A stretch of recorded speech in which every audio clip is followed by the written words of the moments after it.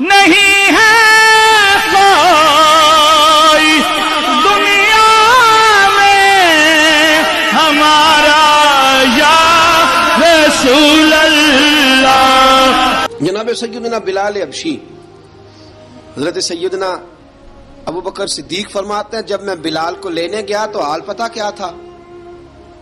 ادھر دیکھیے گا، فرماتے ہیں کہ ٹانگیں اوپر کر کے نا جس طرح آدمی رکوع میں بیٹھتا ہے اس طرح کر کے نا ٹانگیں، اور سر پھر زمین کو لگا کے اس طرح سجدے میں آپ جاتے ہیں، لیکن بالکل ٹانگوں کے ساتھ سر رکھ کے۔ فرماتے ہیں 4 بھاری چکیاں ریت پہ حضرت بلال تھے، ان کے اوپر چکیاں رکھی ہوئی تھی، اور فرماتے ہیں حضرت بلال تھوڑی تھوڑی حرکت کرتے تھے تو وہ چکیاں جسم کے ساتھ لگتی تھی نا، پارٹ ان کے، فرماتے ہیں زخم بن گئے تھے، خون نکلتا تھا۔ فرماتے ہیں میں نے وہاں سے جا کے حضرت بلال کو نکالا، پیسے دیے، لے کے آیا تو جناب بلال کہنے لگے جلدی جلدی چلو حضور کے پاس، ذرا جلدی جلدی چلو در مصطفیٰ پہ جلدی کرو۔ تو جناب سیدنا بلال حبشی رضی اللہ تعالیٰ عنہ کے جواب میں حضرت ابوبکر صدیق کہنے لگے بلال جلدی نہ کر، جب میں آیا تھا تو حضور تیرے لیے آنسو بہا رہے تھے، اگر تجھے اس حالت میں زخمی دیکھیں گے تو میرے مصطفیٰ کو اور زیادہ رونا پڑے گا، تو میرے ساتھ گھر چل، میں تجھے کپڑے پہناتا ہوں، میں تیرے زخموں پہ پٹی کرتا ہوں۔ حضرت ابوبکر صدیق مزاج شناسائے نبوت تھے نا، فرمایا چل میرے ساتھ، میں ذرا تیری مرہم پٹی کر لوں، میں ذرا تیرا منہ دھو ڈالوں، میں ذرا تجھے کنگھی کر لوں، تو میرے ساتھ چل۔ جناب بلال فرماتے ہیں جب سے پیدا ہوا تب سے غلام تھا، کبھی کسی نے میرے کپڑوں کی فکر نہیں کی تھی، مجھے تو امیہ 4 دن روٹی نہیں دیتا تھا۔ فرماتے ہیں جب میں گیا ابو بکر کے ساتھ، ابو بکر صدیق نے ایک چٹائی بچھائی، صدیق اکبر چٹائی کے اوپر میرے ساتھ بیٹھ گئے۔ فرماتے ابو بکر نے تیل منگایا، وہ تیل میرے زخموں پہ، ابو بکر صدیق نے وہ تیل میرے سر پہ، میری داڑھی پہ، فرماتے ہیں پھر کنگھا کیا، پھر ابو بکر صدیق نے ایک جوڑا منگایا، وہ کپڑے مجھے پہنائے، ابو بکر صدیق نے پگڑی منگوائی، وہ پگڑی کھول کے میرے سر پہ بندوائی۔ فرماتے ہیں ابو بکر نے مجھے تیار کیا، فرمایا تو آج جا رہا ہے در رسالت مآب پہ، در رسالت مآب پہ، آج تو پہنچ رہا ہے حضور کے دروازے پہ، بن کے جوگن مدینے نو جاواں گی میں، جو بیتی نبی نو سناواں گی میں۔ حضرت جناب سیدنا، اور وہ کسی شاعر نے تو بڑی شاندار بات کی، اس نے کہا بڑی امید ہے سرکار قدموں میں بلائیں گے، کرم کی جب نظر ہوگی مدینے ہم بھی جائیں گے، اگر جانا مدینے میں ہوا ہم غم کے ماروں کا، مکینے گنبد خضرا کو حال دل سنائیں گے۔ حضرت بلال حبشی رضی ان کے دل میں بڑی امنگ تھی، آج جاؤں گا در رسالت مآب پہ۔ ملا رومی لکھتے ہیں کہ جناب سیدنا صدیق اکبر نے سجایا سوارا، جناب بلال کے آنسو رکتے ہی نہیں، کہا باپ ہوتا ہے جو خدمتیں کرتا ہے، میں نے آنکھ کھولی تو باپ کا سایہ تو میں نے دیکھا ہی نہیں، اور فرمایا ماں تھی تو ماں جب بھی میں کام کر کے آتا تھا تو مجھے دیکھ کے میری اماں بس رو دیا کرتی تھی، 2-3 بہنیں تھیں، اور حضرت بلال فرمانے لگے ان بہنوں کو میں دیکھتا تھا تو وہ میرا حال دیکھ کے روتی تھی، اور جب وہ مجھے دیکھتی تھی تو میں رو دیا کرتا تھا۔ فرمایا ابو بکر میں نے تو یہ رنگ ڈھنگ دیکھے نہیں جو آج تو مجھے دکھا رہا ہے۔ جناب سیدنا صدیق اکبر رضی اللہ تعالیٰ عنہ بنا سوار کے نا حضرت بلال کا ہاتھ پکڑ کے سینے پہ رکھا، جناب بلال ہجکی لے کے روئے۔ حضرت ابو بکر صدیق نے فرمایا جتنا رونا یہاں رو لے، میں کائنات کے آنسو دیکھتا ہوں لیکن جب نبی کی آنکھوں میں آنسو دیکھتا ہوں تو دیکھے نہیں جاتے، فرمایا یہاں رو لے، حضور کے دروازے پہ جا کے تیری آنکھ میں آنسو نہیں آنا چاہیے، بہا جتنے آنسو بہا سکتا ہے۔ حضرت بلال حبشی بھی روئے، جناب صدیق اکبر بھی روئے۔ جب پہنچے نا دروازہ رسول پہ، حضرت سیدنا ابو بکر صدیق لے کے پہنچے تو بند کر دیا تھا نا حضرت بلال کو، بلال تو نے رونا نہیں، عشق ہوئے تے درد ہوئے تے ہائے نکلے، پھر کوئی نہیں رہندا جر کے۔ حضرت سیدنا بلال حبشی کو لے کے پہنچے در مصطفیٰ پہ، رسول اکرم صلی اللہ تعالی علیہ وسلم نے ایک نظر حضرت بلال پہ ڈالی، جناب بلال نے یوں آنکھ ملائی تو سر جھکا لیا، وعدہ کیا تھا نا رونا نہیں، سر جھکا لیا۔ اب دوسری نظر نبی کریم صلی اللہ تعالی علیہ وسلم نے جب اٹھائی نا حضرت ابوبکر صدیق کی طرف تو حضور نے فرمایا صدیق تیرا شکریہ، ابو بکر اللہ تجھے جزا دے۔ جب رسول پاک کی زبان سے یہ لفظ نکلے تو جناب صدیق اکبر نے ہاتھ اٹھائے، یوں ہاتھ باندھے جب رسول پاک کے سامنے تو سب سے زیادہ آنسو ابو بکر صدیق کے اپنے نکل گئے. کہا یا رسول اللہ میں غریب بے نوا، تو امیر حرم، تو کجا من کجا. کہا حضور یہ شکریہ کے لفظ، یا رسول اللہ میں کہاں اور آپ کا شکریہ کہاں. نبی پاک صلی اللہ علیہ وسلم نے فرمایا ابو بکر کاش تو تھوڑے سے پیسے میرے بھی ملا لیتا، بلال کو خریدنے میں میرا بھی حصہ ڈال لیتا، میں چاہتا تھا. ابو بکر پھر روئے. کہا یا رسول اللہ میرے پیسے کس کے ہیں؟ آقا میں بھی آپ کا، یہ بھی آپ کے. جناب سیدنا بلال حبشی رضی اللہ تعالیٰ عنہ کی طرف حضور نے دیکھا تو فرمایا بلال آ یار ذرا سینے سے تو لگ جا. اب حضرت بلال دوڑے.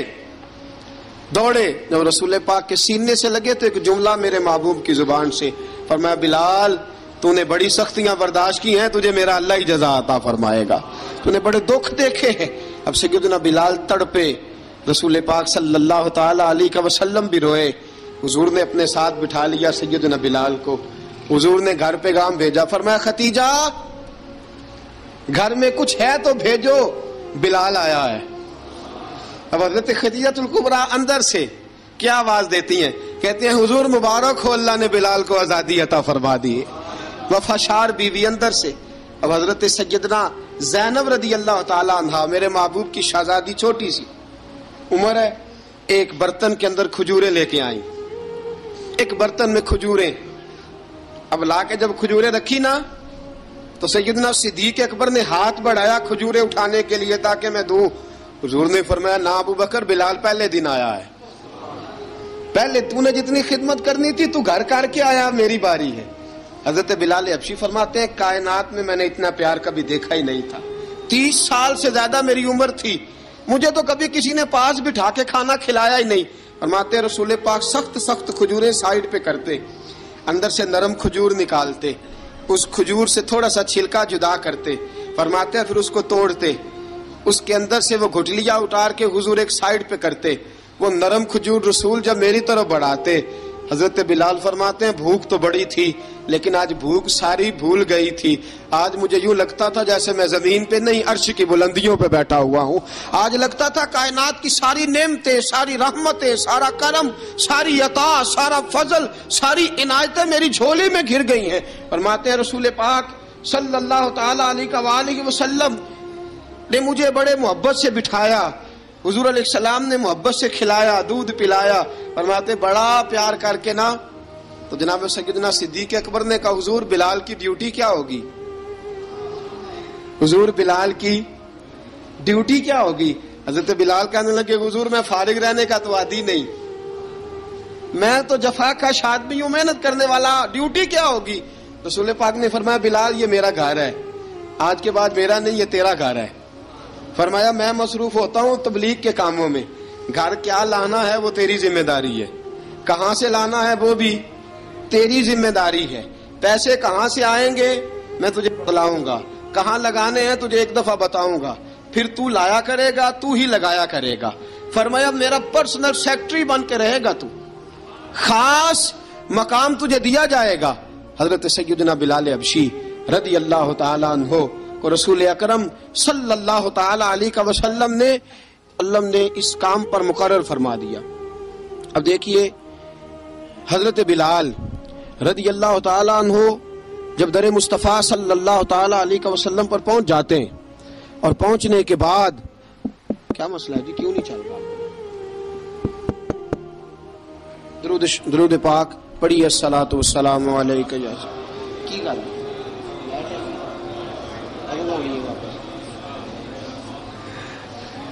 میں یہ گزارش کر رہا تھا کہ حضرت بلال حبشی رضی اللہ تعالیٰ عنہ کو رسول پاک نے یہ ڈیوٹی عطا فرما دی. اب پتہ کیا ہوتا، حضرت پردے کی آیتیں تو ابھی آئی نہیں تھی. حضرت بلال رضی اللہ تعالیٰ عنہ رسول پاک کے ساتھ نکلتے تبلیغ کے لیے، کسی کام کے لیے، سودا صرف لاتے بازار سے. یہ مکے کے دنوں کی بات ہے، مکے کے دنوں کی. سودا صرف بازار سے لاتے. اب 4 بیٹیاں تھیں حضرت خدیجہ الکبریٰ کی، گھر کے کام کاج ہوتے تھے. جب ذرا فارغ ہوتے دروازے پہ دستک دیتے. حضرت خدیجہ فرماتی بلال تو آ گیا ہے. وہ دستک سے پہچانتی ہیں کہ بلال کے دستک ہے. بلال آ گیا. کہا اماں جی میں سارے کام کاج باہر کے ختم کر آیا ہوں، گھر کا کوئی کام ہے تو ذرا مجھے بتاؤ. آپ فرماتی گھر کے کام ہیں پر میں کر رہی ہوں. اب حضرت بلال گلنا شروع کرتے. یہ ہے محبت. آج اگر ہم کہیں خادم ہو بھی نہ تو بہانے ڈھونڈتے پھرتے ہیں فارغ ہونے کے. حضرت بلال فرماتے آپ نے چکی پیس لی ہے, گھر میں جھاڑو دے لیا ہے, بچوں کے لیے دودھ آ گیا ہے, بکریوں کا دودھ دھو لیا گیا ہے, ایک ایک کام پوچھتے. اب حضرت خدیجہ الکبریٰ فرماتے یہ بھی ہو گیا, یہ بھی ہو گیا, چکی رہ گئی ہے پیسنے والی. فرماتے ذرا دروازہ کھول دو میں پیس ڈالتا ہوں. حضرت بلال گھر کی چکی پیستے, گھر کے کام کاج کرتے. ایک دن نہ دار ارقم میں رسول پاک تھے تو باہر سے کچھ شورش ہوئی. حضرت بلال حبشی کہنے لگے حضور ایک نیزہ نہیں منگوا دیتے مجھے. ایک نیزہ. ساری دنیا حضرت بلال کو مؤذن رسول سمجھتی ہے اور ہیں بھی, لیکن حضرت بلال سب سے پہلے نیزہ بردار بھی ہیں. سب سے پہلے نبی پاک کی حفاظت کے لیے نیزہ جس شخص نے اٹھایا ہے, تلوار اٹھانے والے اور ہیں, جان قربان, نیزہ سب سے پہلے حضرت بلال. کہا حضور ایک نیزہ نہیں منگوا دیتے. بلال کیا کرنا ہے؟ کہا یا رسول اللہ یہ کافر ہلکی پھلکی شرارت کرتے رہتے ہیں, ذرا میرے ہاتھ میں نیزہ ہوگا نا تو قریب کوئی نہیں آئے گا. یہ کرتے رہتے ہیں نا ہلکی پھلکی شرارت, باز نہیں آتے. نیزہ دے دیں گے نا تو قریب کوئی نہیں آئے گا. اب رسول پاک نے نیزہ دے دیا, منگوا دیا. اب حضرت بلال کے ہاتھ میں نیزہ ہوتا, رسول پاک کے آگے آگے چلتے, آگے آگے آگے آگے. نبی کریم صلی اللہ تعالی علیہ وآلہ وسلم دار ارقم میں جا کے تبلیغ کا کام شروع کرتے تو حضرت بلال دروازے پہ نیزہ لے کے کھڑے ہو جاتے. حضور نے فرمایا بلال تو ادھر کھڑا ہو گیا. یا رسول اللہ انشاءاللہ جب تک میں کھڑا ہوں اندر کوئی کافر آ نہیں سکتا, اندر کوئی نہیں آئے گا, میں محافظ بن کے کھڑا ہوں. حضرت بلال حبشی رضی اللہ تعالیٰ عنہ نے ہمیشہ, اور یہ نیزہ ہمیشہ پاس رکھا, بدر میں بھی, احد میں بھی, تبوک میں بھی, یرموک میں بھی, خندق میں بھی. جب نبی پاک نماز پڑھانے کے لیے کھڑے ہوتے تو حضرت بلال نیزہ نبی پاک کے آگے گاڑ دیتے. یہ سترا بن گیا, اب کوئی آگے سے گزرے گا تو اسے تکلیف نہیں ہوگی, گناہ نہیں ہوگا. حضور کے آگے رکھ دیتے.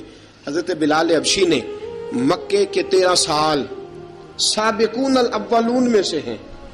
قرآن کہتا ہے والسابقون الاولون من المہاجرین والانصار. فرمایا وہ جو پہلے سبقت لینے والے ہیں نا مہاجر اور انصار, پہلے جنہوں نے سب سے پہلے کلمہ پڑھا, وہ مہاجر اور انصار جنہوں نے پہلے کلمہ پڑھا. اور فرمایا والذین اتبعوہم باحسان, اور وہ جنہوں نے احسان کے ساتھ ان کی پیروی کی, رضی اللہ عنہم ورضوا عنہ. فرمایا وہ اللہ سے راضی ہیں, اللہ ان سے راضی ہے. اللہ انہیں جنت میں داخل کرے گا جس کے نیچے نہریں بہ رہی ہیں. ذالک الفوز العظیم. فرمایا یہ بہت بڑی کامیابی ہے پہلے کلمہ پڑھ لینا. حضرت بلال سابقون الاولون میں سے, پہلے کلمہ پڑھنے والے لوگوں میں سے. جناب سیدنا بلال حبشی رضی اللہ تعالیٰ عنہ نے پوری دلیری کے ساتھ کام کیا. اب آ گیا وقت ہجرت کا. رسول پاک صلی اللہ تعالی علیہ وسلم نے حضرت بلال کو فرمایا بلال تو ہجرت کر جا مدینے کی طرف, چلا جا. حضرت بلال نے عرض کی حضور میں غلام ہوں, خادم ہوں, ہر حکم ماننا میری ڈیوٹی ہے, لیکن ایک عرض کرنی ہے صرف. حضور نے فرمایا بلال کرو. کہا یا رسول اللہ آپ مدینے آئیں گے نا, آپ آئیں گے مدینے؟ رسول پاک صلی اللہ علیہ وسلم مسکرا پڑے, فرمایا ہاں میں بھی آؤں گا. کہا حضور بس ٹھیک ہے, بتائیں کب جانا ہے, بس اتنی سی بات ہے. آپ آئیں گے نا؟ حضور نے فرمایا آؤں گا. کہا ٹھیک ہے, بتائیں کب جانا ہے. سرور کون مکان سیاح لا مکان صلی اللہ تعالی علیہ وسلم نے فرمایا بلال یہ 16 مرد عورتوں بچوں پر مشتمل 16 لوگوں پر مشتمل یہ قافلہ ہے. اس قافلے کے اوپر تجھے میں امیر مقرر کرتا ہوں, تو ان کو لے کے جائے گا مکے سے مدینے. 250 کلومیٹر کا سفر, 250 میل کا سفر. حضرت بلال حبشی رضی اللہ تعالیٰ عنہ قافلے کے امیر بن کے, سخت گرمی کا موسم. حضرت بلال کے ہاتھوں میں تلوار ہے, ایک ہاتھ میں نیزہ ہے, ایک ہاتھ میں تلوار ہے. تیر آپ نے پیچھے باندھ رکھے ہیں پشت پہ, اور آپ لے کے جا رہے ہیں, کبھی قافلے کے آگے, کبھی پیچھے, کبھی دائیں کبھی بائیں. وہ عورتیں اور بچے ذرا پریشان ہوتے تو حضرت بلال فرماتے پریشان ہونے کی ضرورت نہیں, ہمیں مصطفیٰ کریم نے بھیجا ہے, ہمیں نبی اکرم صلی اللہ علیہ وسلم نے بھیجا. میرا یقین بڑا مضبوط ہے, اور میں نبی پاک صلی اللہ علیہ وسلم نے بھیجا, فکر نہ کرو, چلو. اب یہ قافلہ جا رہا ہے.